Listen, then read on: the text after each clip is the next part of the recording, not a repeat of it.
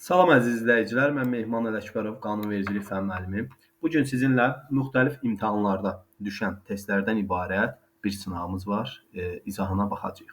Keçid edək testlərimizin izahına baxaq. Birinci sual Konstitusiyaya əsasən vətəndaşların əsas vəzifələrinə aid deyil.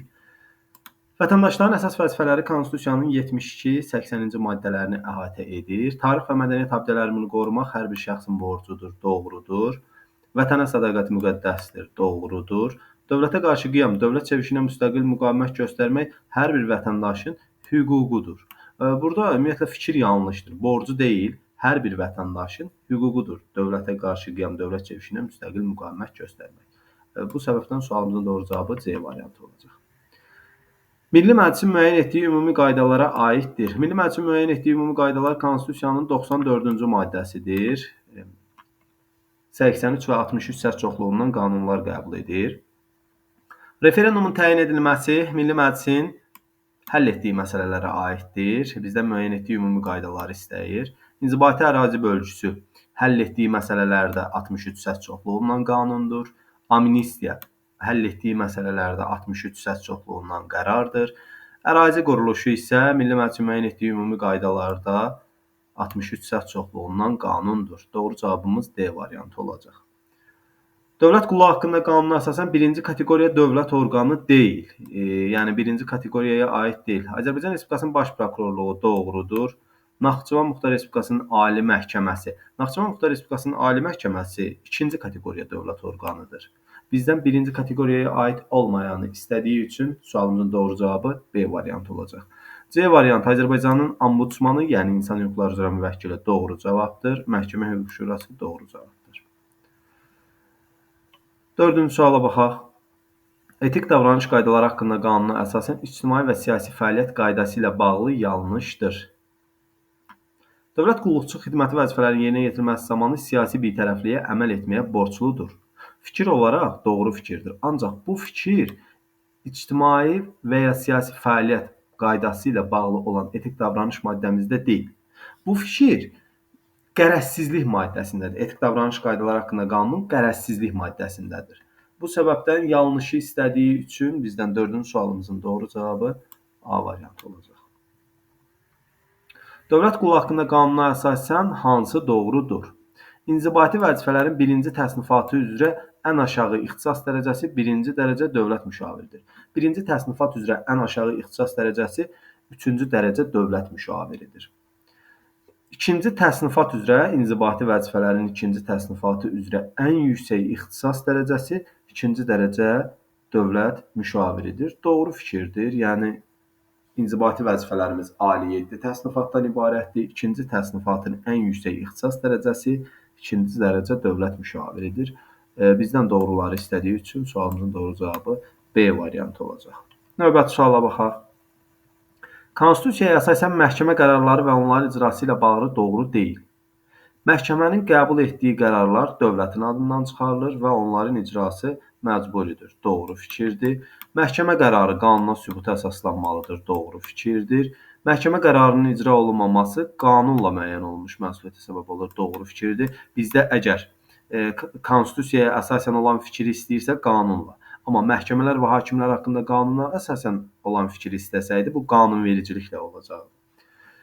Məhkəmə qərarları və onların icrası Milli Məclisin həll etdiyi məsələlərə aiddir. Ümumiyyətlə, məhkəmə qərarları, onların icrası, bəli, Milli Məclisə aiddir. Ancaq orada həll etdiyi məsələlərə aid deyil. Müəyyən etdiyi ümumi qaydalar 94-cü maddəyə aiddir. Bu səbəbdən sualımızın doğru cavabı D variantı olacaq. Yanlışdır həll etdiyi məsələlər fikri. Prezident fövqəladə vəziyyət tətbiq edilməsi ilə bağlı fərmanı Milli Məclisin təsdiqinə verir. Ümumiyyətlə, prezidentin iki fərmanı var ki, onları Milli Məclis təsdiq etməlidir. Bir hərbi vəziyyət, bir də fövqəladə vəziyyətlə bağlı olan fərmanları. Bu fərmanlar isə 24 saat müddətinə Milli Məclisin təsdiqinə verilir prezident tərəfindən. Bu səbəbdən sualımızın doğru cavabı B variantı olacaq. Məhkəmələr və hakimlər haqqında qanuna əsasən yanlış variantı seçin. Yəni, biz səhvi tapmalıyıq. İşlərə apellyasiya və kassasiya instansiyası məhkəməsində təkbaşına və ya 3 hakimdən ibarət tərkibdə baxır. Biz bilirik ki, apellyasiya məhkəmələri yuxarı instansiya məhkəmələridir. Kassasiya qaydasında işlərə isə ali məhkəmə baxır. Bu məhkəmələrdə isə 3 və daha çox hakimdən ibarət tərkibdə baxılır. 3 və daha çox. Bu səbəbdən tək başına fikri yanlış, tək başına və ya 3 hakim fikri yanlışdır. Sualımızın doğru cavabı A variantı olacaq. Məlumat azadlığı haqqında qanuna əsasən alınması məhdudlaşdıran məlumatlara aid deyil. Baxaq, bizdən aid olmayanı istəyir. Dövlət peşə bankı haqqında olan məlumatlar doğrudur. İstintaq məhkəmə sirləri doğrudur. Terror aktları ilə bağlı olan məlumatlar doğrudur. Vəzifəli şəxslər haqqında məlumatlar belə bir fikir yox idi. Bu səbəbdən D variantı olacaq. 10-cu suala baxaq. Elektron imza və elektron sənəd haqqında qanuna əsasən elektron sənədin məzmunu və ünvanlandığı şəxs barədə məlumatlar hansı hissəsində göstərilir? Məzmun və ünvanlandığı şəxs barədə məlumatlar elektron imzanın, elektron sənədin ümumi hissəsində göstərilir. Amma vaxt göstəriciləri, imzalarla bağlı məsələlər isə xüsusi hissəsində göstərilirdi. 11-ci suala baxaq. Situasiya ilə bağlı bir sualdır. Qəbul imtahanlarında hər imtahan demək olar ki, qarşılaşırıq. A adlı dövlət qulluqçusu B adlı banka 20.000 manat borcu barədə məlumatı üzürsüz səbəbdən vaxtında təqdim etmədiyindən intizam məsuliyyətinə cəlb edilmişdir. Situasiya ilə bağlı doğru olan fikri seçin. Korrupsiya qarşı mübarizə haqqında Azərbaycan Respublikasının qanununun 5-ci maddəsinə əsasən maliyyə xarakterli tələblər var. Vəzifəli şəxslər, vəzifə tutmaq istəyən şəxslər hansı məlumatları verməlidirlər? Orada müəyyən punktlarda var və 5500 manatdan yuxarı olan borcu barədə vəzifəli şəxs məlumat verməlidir. 1100 manatdan yuxarı olan maliyyə xarakterli öhdəliyi barədə məlumat verməlidir. 5500 manatdan yuxarı olan borcu olan A adlı dövlət qulluqçusu əgər məlumatı üzürsüz səbəbdən vaxtında təqdim etmirsə, intizam məsuliyyətinə cəlb edilməsi doğru fikirdir. Gəlin cavablara baxaq. A. Korrupsiya ilə əlaqədar hüquq pozmaların subyektidir. Doğrudur. B adlı banka olan borcu barədə məlumatın təqdim olunmaması həmin şəxsin cinayət məsuliyyətinə cəlb olunmasına əsasdır. Cinayət məsuliyyəti deyil, intizam məsuliyyətinə cəlb olunmalıdır. Bu səbəbdən A variantı yanlışdır. Bizdən doğrunu istəyir. A. Korrupsiya ilə əlaqədar hüquq pozmaların subyekti sayılmadığından burada saxlayıram sualı. Biz bilirik axı, A. Korrupsiya ilə əlaqədar hüquq pozmanın subyektidir. Çünki üzürsüz səbəbdən məlumatı vaxtında verməyibdir. Bu səbəbdən B də yanlışdır. C variantına baxaq. A. Korrupsiya ilə əlaqədar hüquq pozmaların subyektidir. Bəli. B adlı banka olan borcu barədə məlumatın təqdim olunmaması səbəbindən A-nın intizam məsuliyyətinə cəlb edilməsi qanunidir, doğru fikirdir. Digər varianta baxaq. A. Korrupsiya ilə əlaqədar hüquq pozmaların subyektidir. Bəli. Lakin B adlı banka olan borcu barədə məlumatın təqdim olunmaması intizam məsuliyyətinə cəlb olunmasına səbəb ola bilməz. Niyə olmasın? Səbəb olur. İntizam məsuliyyətinə səbəb olur. C variantı. Konstitusiyaya əsasən dövlət başçısı xalqın vahidliyini təcəssüm etdirir, dövlətin varisliyini təmin edir. Dövlətin təməlini təşkil edən Azərbaycan xalqıdır. 2-ni çıxırıq variantlardan. 1 ilə 3-ü əlavə edən zaman sualımın doğru cavabı C variantı olacaq. Dövlət qulluğu haqqında qanuna əsasən yardımçı vəzifələrin birinci təsnifatı üzrə ən kiçik ixtisas dərəcəsidir. Yardımçı vəzifələr 1-4 təsnifatdan ibarətdir. Birinci təsnifatı başlayır baş referent, böyük referent, birinci dərəcəli referent. Ən kiçik ixtisas dərəcəsi birinci dərəcəli referent olacaq. Davam edək. Dövlət orqanlarında dövlət mülkiyyətində paylarının nəzarət sərfi dövlətə, hüquqi şəxsə, büdcə təşkilatlarına aparılmasına bağlı təlimat. Ümumiyyətlə bunun adı qısa olaraq kargüzarlıq haqqında təlimat var. Bu qaydada yadda saxlasanız daha rahat olar sizin üçün. Təlimata əsasən doğru deyil. Sürət qeydi birinci vərəqin aşağı sağ küncündə yazılır. Ümumiyyətlə sürət qeydi birinci vərəqin aşağı deyil, yuxarı sağ küncündə yazılır. Bu səbəbdən yanlış olan fikir elə A variantı olacaq. 15-ci suala baxaq. Milli Məclisin seçkilərin bağlı qərar qəbul edir. Bu rahat bir sualdır. Konstitusiya Məhkəməsi Milli Məclisin seçkilərinin yekun nəticəsini yoxlayıb təsdiq edir. 16-cı suala baxaq. Konstitusiyaya əsasən Milli Məclis və Naxçıvan Muxtar Respublikasının Ali Məclisinin səlahiyyətlərinə aid ümumi cəhəti, yəni ortaq cəhəti bilməliyik. Gəlin baxaq. Dövlət büdcəsinin təsdiq edilməsi və onun icrasına nəzarət. Ümumiyyətlə, Azərbaycan Respublikasında dövlət büdcəsini Milli Məclis təsdiq edir. İcrasına da nəzarət edir. Naxçıvanda dövlət büdcəsi yoxdur. Naxçıvan Muxtar Respublikasının büdcəsi var. Bu səbəbdən yanlış fikirdir. Ortaq cəhət kimi götürə bilmərəm. Nazirlər Kabinetinin tərkibinin təsdiqi. Azərbaycan Respublikasında Nazirlər Kabinetinin tərkibini prezident təsdiq edir. Naxçıvanda isə Ali Məclis təsdiq edir. Bu səbəbdən ortaq cəhət kimi götürə bilmərəm. Nazirlər Kabinetinə etimad. Bəli, Azərbaycan Respublikasında Nazirlər Kabinetinə etimad məsələsini Milli Məclis həll edir. Naxçıvanda isə Naxçıvanın Ali Məclisi həll edir. C variantını ortaq cəhət kimi götürə bilərəm. İqtisadi və sosial proqramların təsdiqi. Azərbaycan Respublikasında iqtisadi və sosial proqramları prezident təsdiq edir. Prezident. Naxçıvanda isə Naxçıvanın iqtisadi və sosial proqramları təsdiq edir.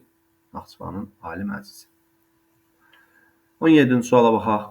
Naxçıvan Muxtar Respublikası ərazisində məcburi deyil. Azərbaycan Respublikasının Konstitusiyası məcburidir. Azərbaycan Respublikasının qanunları, Nazirlər Kabinetinin qərarları məcburidir. Prezidentin sərəncamları Naxçıvan Muxtar Respublikası ərazisində məcburi deyil. Sual yarana bilər ki, bəzi yoldaşlarda niyə məcburi deyil? Çünki sərəncam konkret olaraq bir şəxsə şamil edilir. Misal üçün, Azərbaycan Respublikasının baş naziri, yeni baş naziri təyin olunursa, bununla bağlı prezident sərəncam imzalayır. Yəni, bunun artıq Naxçıvan ilə əlaqəsi yoxdur. 18-ci suala baxaq. Etik davranış qaydalarına əməl olunmasına nəzarəti tabeçilik əsasında həyata keçirir. Yadda saxlamalıyıq. Dövlət orqanının rəhbəri xidməti qaydada, yuxarı orqan tabeçilik əsasında, Dövlət İmtahan Mərkəzi, yəni müvafiq icra hakimiyyət orqanı isə nizamnaməsinə uyğun olaraq həyata keçirir. Yuxarı orqandır tabeçilik əsasında nəzarəti həyata keçirən. A variantı. Növbəti suala baxaq.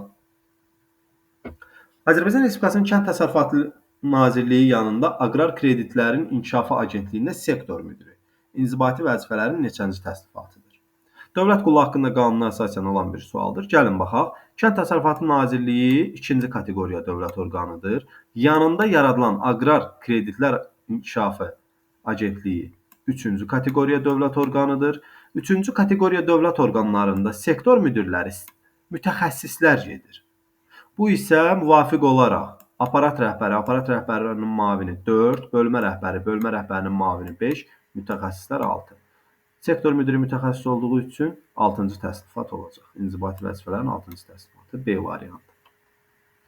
Təhsil sahəsində fəaliyyət göstərən özəl hüquqi şəxslərə müraciət edilməsi və müraciətlərə baxılması qaydası hansı qanunla tənzimlənir? Ümumiyyətlə qeyd edim ki, sual vətəndaşların müraciətləri haqqında Azərbaycan Respublikasının qanununa əsasən olan bir sualdır. Təhsil sahəsində fəaliyyət göstərən özəl hüquqi şəxslər olsun.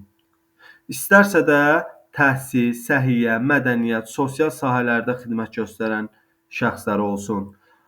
Bunlara münasibətdə onların müraciətlərinin edilməsi və müraciətlərinə baxılma qaydası elə vətəndaşların müraciətləri haqqında Azərbaycan Respublikasının qanunu ilə tənzimlənir. Bu səbəbdən sualımızın doğru cavabı B variantı olacaq. Verilənlərdən hansı dövlət qulluğunun prinsiplərinə aid deyil? Qulluğun prinsipləri 4-cü maddədən bir sualdır. Dövlət orqanlarına və dövlət qulluqçularına nəzarət və onların hesabat verməsi doğrudur. Dövlət qulluqçuları tərəfindən vəzifə səlahiyyətlərinin yerinə yetirilməsinin təmin edilməsi bu prinsiplərə aiddir. Dövlət qulluğunun şəffaflığın qəbul edilməsi doğrudur. Səmərəli istifadə və peşəkarlıq səviyyəsinin artması məqsədilə rotasiya doğru fikirdir. Milli Məclisə seçkiləri təyin edir. Konstitusiyanın 109-cu maddəsinin, prezidentin səlahiyyətləri maddəsinin ilk bəndidir. Milli Məclisə seçkiləri prezident təyin edir. Azərbaycan Respublikasının prezidenti təyin edir. Bu kimi videoların gəlməyini istəyirsinizsə qeyd edim ki, kanala abunə olmağı, videonu bəyənməyi unutmayın. Davam edək. Hansı qanunlar imzalanmazsa qüvvəyə minmir? Ümumiyyətlə biz bilirik ki, yeganə qanun konstitusiya qanunudur ki, prezident tərəfindən imzalanmazsa qüvvəyə minmir. Gəlin baxaq bu tip suallarda konstitusiya qanunları hansı bəndlə yerləşib? Əvvəllər prezident seçilmiş şəxsin təminatı qaydaları bəli, konstitusiya qanunu ilə müəyyən olunur. Milli Məclisin işinin təşkili bu qanundur. Nazirlər Kabinetinin statusu, dövlət gerbinin təsviri, dövlət gerbinin, himnin, dövlət bayrağının təsviri, himnin musiqisi və mətni konstitusiya qanunu ilə müəyyən olunur. Bələdiyyənin statusunun əsasları bu konstitusiyadır. Normativ hüquq haqlarının dərc edilmə qaydası konstitusiya qanunu. Bu tip testlərdə mən məsləhət bilərəm ki, variantlar üzərində işləməyinizdə sizin köməyinizə çatacaq. Misal üçün, normativ hüquq haqlarının dərc edilmə qaydası konstitusiya qanununda müəyyən edilir. Bunu bilən yoldaşımız 7-ni doğru hesab edirsə, misal üçün, A və D variantlarını çıxa bilər. 7 doğrudursa, 5 də doğrudur. Hər iki variantda var. Bizim baxacağımız 1 ilə 6-dır. 6-nı dəqiq bilsəniz və yaxud 1-i dəqiq bilsəniz, sualın avtomatik olaraq cavabını tapa bilərsiniz. B variantı. Növbəti suala baxaq. Kargüzarlıq haqqında təlimata əsasən yanlış yazılışı seçin. Ümumiyyətlə qeyd edim ki, kargüzarlıqla bağlı hər imtahan təlimatın bu hissəsindən demək olar ki, suallar düşür. Yazılış qaydaları. Biz bilirik ki, ölkədə istisna vəzifələr var ki, onlar böyük hərflə yazılır. Misal üçün, baş prokuror sözünə B hərfi, baş nazir sözünə B hərfi, prezident sözündə, yəni ölkə prezidentinə P hərfi böyük hərflə yazılanlar vəzifə adlarıdır. Bunlardan başqa qalan vəzifə adları kiçik yazılır. Gəlin baxaq. Azərbaycan Respublikasının baş prokuroru doğru fikirdir. B böyük, prokuror sözü kiçik. Bu doğrudur. Milli Elmlər Akademiyasının prezidenti. Bəli, fikir versəniz, prezident sözü kiçikdir. Çünki hansı prezident sözü böyük yazılır? Ölkə prezidenti. Bu səbəbdən B variantı da doğru fikirdir. Azərbaycan Respublikasının baş naziri. Baş nazir sözündə B hərfi böyükdür, nazir sözü kiçik olmalıdır. Burada böyük yazıldığı üçün sualımızın doğru cavabı C variantıdır. Yəni yanlış variantdır. Bundan əlavə qeyd edim ki, sizin üçün şəhər rayon icra hakimiyyətlərinin hamısının ilk hərfləri böyük yazılır.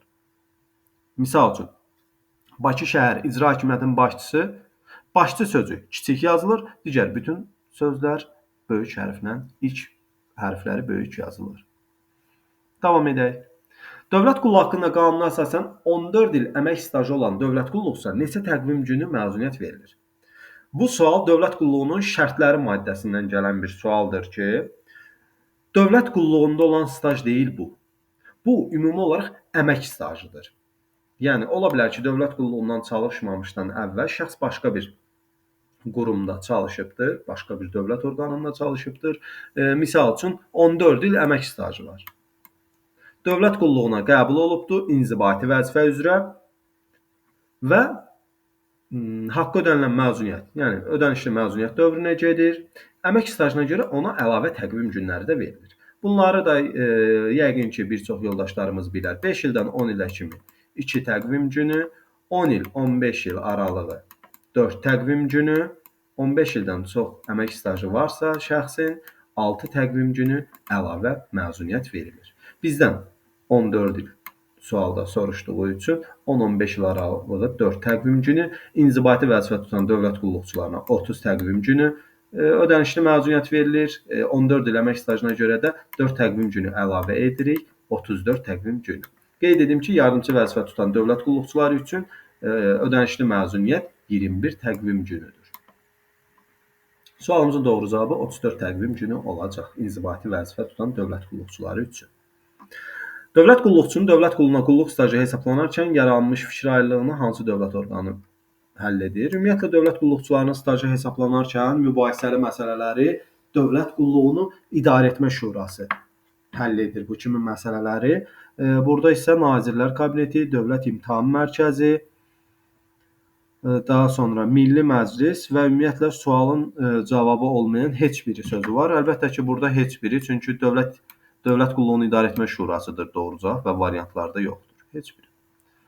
27-ci suala baxaq. Bələdiyyənin statusunun əsasları nə ilə müəyyən edilir? Bələdiyyənin statusu bələdiyyəyə seçkilər qanunla müəyyən edilir. Milli Məclisin 94-cü maddə ümumi qaydalarında. Amma statusunun əsasları konstitusiya ilə müəyyən olunur. Sualımızın doğru cavabı A variantı. Bayraqdan istifadə qaydaları haqqında qanuna əsasən doğru deyil, yanlış fikri seçin. Dövlət bayrağı diplomatik nümayəndəliklər, konsulluqların binaları üzərində qaldırılmalıdır.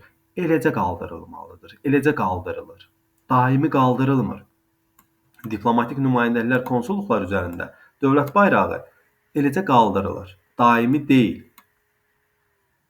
Və diplomatik protokol qaydalarına və beynəlxalq hüquq normalarına görə qaldırılır. Daimi olduğu üçün sualımızın yanlış cavabı A variantı olacaq. Dövlət dili haqqında qanuna əsasən Azərbaycan Respublikasına idxal edilən malların, məhsulların üzərində etiketlər, adlar hansı dillərdə, izahat vərəqələri hansı dillərdə yazılır? Başqa dillərlə yanaşı Azərbaycan dilində də tərcümə ilə müşahidə olunmalıdır. Sadə bir sualdır, A variantı. Dövlət Statistika Komitəsi bölmə müdirinin müavini vəzifəsi neçənci təsnifatdır? İnzibati vəzifələrə baxırıq. Dövlət Statistika Komitəsi 2-ci kateqoriyadır. Aparat rəhbəri və müavini 3, bölmə rəhbəri və müavini 4. Bizdə bölmə müdirinin müavini soruşduğu üçün inzibati vəzifələrin 4-cü təsnifatına aiddir. Vətəndaşların müraciətləri haqqında qanuna əsasən vətəndaşın müraciətinə baxılmasına dair cavab məktubunda göstərilməlidir. Gəlin baxaq. Müraciətə göstərilən məsələnin araşdırılması, görülən tədbirlər, həmin məsələlərlə bağlı aidiyyəti üzrə göndəriləcək subyekt göstərilməlidir. Göndəriləcək subyekt sözü göstərilməlidir, yanlışdır. Cavab məktubunda belə bir fikir olmur. A variantı yanlışdır. Müraciətə göstərilən məsələlərin araşdırılması, görülən tədbirlər, həmin məsələ ilə bağlı aidiyyəti üzrə müraciət etməli, subyekt göstərilməlidir. Deməli, nələr oldu? Müraciətə göstərilən məsələnin araşdırılması, görülən tədbirlər, həmin məsələlərlə bağlı aidiyyəti üzrə müraciət edilməli subyekt göstərilməlidir. Burada isə göndəriləcək subyekt göstərilməlidir. Fikri yanlış idi A variantda. Müraciət edilməli subyekt göstərilməlidir. A variantı, B variantı sualın doğru cavabı. Elektron imza və elektron sənəd haqqında Azərbaycan Respublikasının qanununa əsasən məlumat bildirişinin və elektron sənədin istifadəsi necə alınır? Necə tənzimlənir? Hansı aktlarla tənzimlənir? Burada bizdən aktları soruşduğu üçün bu qanun, yəni elektron imza və elektron sənəd haqqında qanun və digər normativ hüquqi aktlar ilə tənzimlənir. Sualımızın doğru cavabı B variantı olacaq. Dövlət qulluqçunun əsas hüquqları ilə bağlı verilənlərdən biri yanlışdır, səhvdir. Dövlət qulluqçunun əsas hüquqları qanunun 19-cu maddəsidir. Vəzifə borcunu yerinə yetirmək üçün dövlət orqanlarından, ictimai birliklərin, müəssisə, idarə, təşkilatlarda müəyyən edilmiş qaydada lazımi informasiya, materiallar tələb etmək və almaq doğrudur. Dövlət qulluqçunun vəzifəyə təyin edən, vəzifədən azad etmə hüququna malik olan vəzifəli şəxsdən öz qulluq vəzifələrinin yazılı surətdə təsbit edilməsini və onların icrası üçün şərait yaradılmasını tələb etmək doğrudur. Dövlət məvacibi almaq doğrudur. Əlavə təhsil və dövlət qulluq vəzifələrinin yerinə yetirilməsi münasibəti nəzərə alınmaqla qulluqda irəli çəkilmək və dövlət məvacibinin məbləğinin artırılması iddiasında olmaq. Burada 2 dənə yanlış fikir var. Dövlət maaşı deyil, məvacibi. D variantı olacaq sualımızın doğru cavabı. Korrupsiya qarşı mübarizə haqqında Azərbaycan Respublikasının qanununa əsasən korrupsiya ilə qədər hüquq pozmaların subyektlərinə aid olmayan bəndi müəyyən edin. Ümumiyyətlə, korrupsiya ilə qədər hüquq pozmaların subyektləri həm vəzifəli şəxslər, həm də vəzifəsi olmayan şəxslər ola bilirlər. Gəlin baxaq. Dövlət orqanlarına seçkili vəzifələrin namizədliyi qanunla qeydə alınmış şəxslər doğru fikirdir. Dövlət orqanlarının səlahiyyətlərini yerinə yetirən qeyri-dövlət orqanlarında təşkilati sərəncamverici, inzibati təsərrüfat funksiyalarını həyata keçirən şəxslər doğru fikirdir. Yerli özünü idarəetmə orqanlarında TİSİT fəaliyyətini həyata keçirən şəxslər doğru fikirdir. Azərbaycan Respublikasının qanunvericiliyi ilə müəyyən edilmiş qaydada yerli icra hakimiyyəti orqanlarına yardımçı təsnifatına seçilmiş şəxslər. Burada isə yerli icra hakimiyyəti orqanı deyil, yerli özünü idarəetmə orqanları olsaydı doğru cavab olardı. D variantı yanlış fikirdir. Həmçinin yardımçı deyil, inzibati vəzifə üzrə. 35-ci suala baxaq. Dövlət qulluqçularının etik davranış qaydaları haqqında qanuna uyğun olaraq düzgün bəndi müəyyən edin. Bu tip testlərdə variant üzərində işləmək sizin üçün daha rahat olar. Çünki vaxt qazanmış olarsınız imtahanlarda. Dövlət qulluqçusu Azərbaycan Respublikasının dövlət orqanlarına və dövlət qulluğunun nüfuzunu möhkəmləndirməyə, öz adını və şərəfini uca tutmağa borcludur. Biri doğru hesab edirəm, düzgün olan bəndi müəyyən edir. Dövlət qulluqçu etik davranış qaydalarının dövlət orqanının rəhbəri tərəfindən pozulması barədə nəticələri aradan qaldırmağa və ictimai etimadın bərpası üçün tədbirlər görməyə borcludur. Biz bilməliyik ki, etik davranış qaydaları dövlət qulluqçunun özü tərəfindən pozularsa, onu aradan qaldırmağa və tədbirlər görməyə borcludur. Burada isə dövlət orqanının rəhbəri olduğu üçün 2-ni yanlış variant cavab kimi götürürəm. 2-ni yanlış kimi götürürəmsə, gəlirəm variantlar üzərində işləməyə. 2-nin üzərindən bir xətt çəkirəm və 1-i doğru hesab edirəm. Davam edirəm daha sonra. Dövlət qulluqçusu dövlət orqanlarının və onların vəzifəli şəxslərinin fəaliyyəti barədə ictimaiyyəti məlumatlandıran kütləvi informasiya vasitələrinin nümayəndələrinin Konstitusiya qanunu ilə müəyyən edilmiş hallarda və qaydada doğru dürüst məlumatlar almasına köməklik göstərməlidir. Bəli, bu ümumi olaraq doğru fikirdir. Ancaq o nümayəndələrin qanunla müəyyən edilmiş hallarda və qaydada doğru dürüst məlumat almasına köməklik göstərməlidir. Burada isə Konstitusiya qanunu ilə göstərilir. Bu səbəbdən 3 də yanlışdır. 3-ü də variantlardan çıxan zaman mənim sualımın doğru cavabı A variantı olacaq. Verilənlərdən hansı Konstitusiya məhkəməsinə sorğu vermək hüququ var? Milli Məclisə qanunvericilik təşəbbüsü hüququ yoxdur. Ümumiyyətlə, Konstitusiya məhkəməsində kimlərin sorğu vermək hüququ var? İlk öncə biz bunu bilməliyik.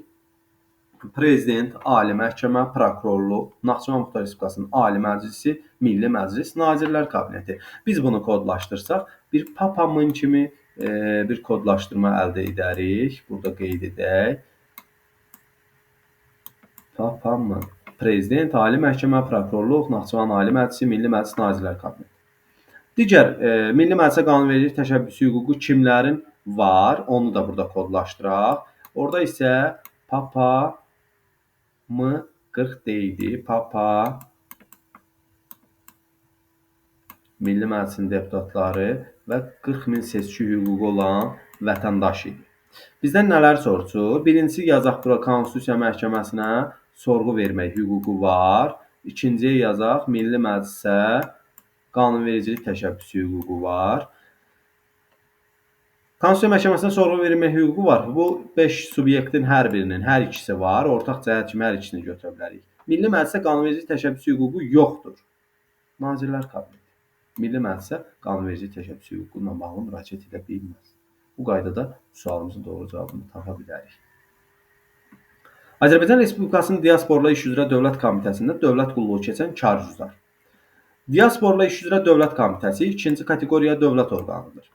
İkinci kateqoriya dövlət orqanlarında yardımçı vəzifəni soruşduğu üçün bizdə ikinci kateqoriya dövlət orqanlarında texniki işləri görən yardımçıların 3-cü təsnifatıdır. İlk dəfə dövlət qulluğuna qəbul edildikdən 3 il sonra, ilk dəfə 3-cü təsnifat üzrə dövlət qulluğuna qəbul edilən zaman 1 il sonra hansı ixtisas dərəcəsində olacaq? 1 il ərzində. 3-cü dərəcəli referent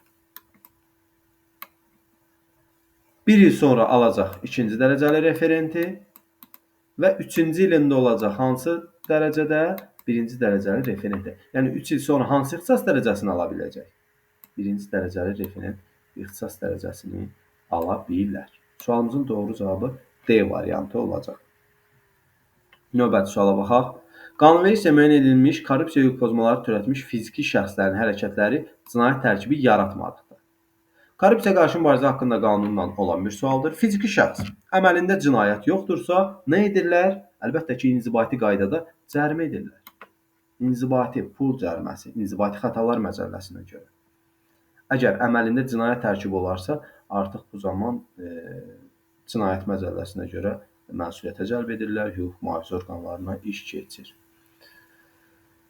Davam edək. Konstitusiyaya uyğun olaraq prezidentə aid olanı tapın.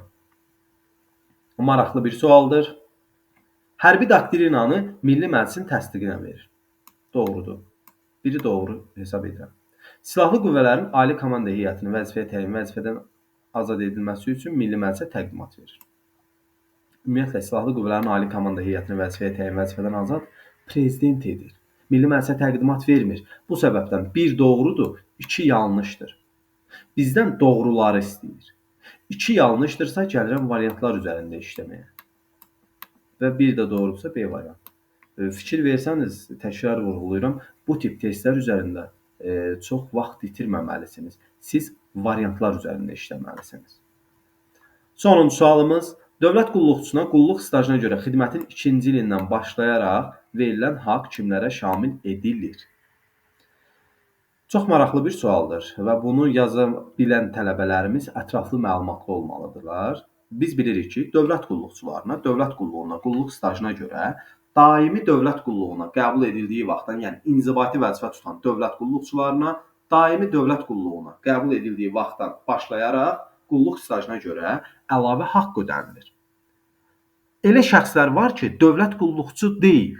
Onlar da bu staja görə əlavə haqqdan yararlanır. Yəni onlara da şamil edilir. Kimlərdir bu şəxslər? Birinci vitse-prezident, vitse-prezidentlər. Azərbaycan Respublikasının baş naziri, onun müavinləri, Naxçıvan Muxtar Respublikasının baş naziri, onun müavinləri. Azərbaycan Respublikasının mərkəzi icra hakimiyyəti orqanlarının rəhbərləri, müavinləri, Naxçıvan Muxtar Respublikasının mərkəzi icra hakimiyyəti orqanları rəhbərləri, müavinləri və yerli icra hakimiyyətlərinin başçıları. Bu şəxslər dövlət qulluqçusu deyil, amma staja görə əlavə haqq onlara da şamil edilir. Bu şəxslərin içərisində bir vəzifə istisnadır ki, Naxçıvan Muxtar Respublikasında mərkəzi icra hakimiyyəti orqanlarının rəhbəri müavini, yəni mərkəzi icra hakimiyyəti orqanlarında müavinlər, onlar dövlət qulluqçularıdır. Yəni bunlar istisna edir. Tamam, kimlərə şamil edilir? Baxaq, Naxçıvan Muxtar Respublikasının Ali Məclisin sədrinə. Fikir versəniz, mən heç Ali Məclisin sədrinin adını çəkmədim. Çünki Ali Məclisin sədrinə şamil edilmir. O dövlət qulluqçusu deyil. Ümumiyyətlə, o istisnaların içərisində də olmadığı üçün bir aid deyil. Bu səbəbdən bir aid deyilsə, A və D variantlarını çıxaram cavabdan. Azərbaycan Respublikasının baş naziri müavinlərinə doğrudur. Staja görə əlavə haqq onlara da şamil edilir. Bakı şəhər icra hakimiyyətinin başçısının müavininə zaten o dövlət qulluqçusudur. Baxmayaraq ki, bayaq adını sadalamadım, amma o dövlət qulluqçusunun staja görə əlavə haqq şamil edilir. Bakı şəhər icra hakimiyyətinin başçısı, bəli, icra başçısına da şamil edilir. Naxçıvanın baş nazirinə, bəli, şamil edilir. Azərbaycan Respublikası Ali Məhkəməsinin sədrinə. Xeyr, məhkəmə hakimləri nə dövlət qulluqçusu deyil, ümumiyyətlə hakimlər dövlət qulluqçusu deyil və staja görə əlavə haqq onlara şamil edilmir. Doğru cavabımız olacaq C variantı. 2, 3, 4, 5. Diqqətiniz üçün təşəkkür edirəm.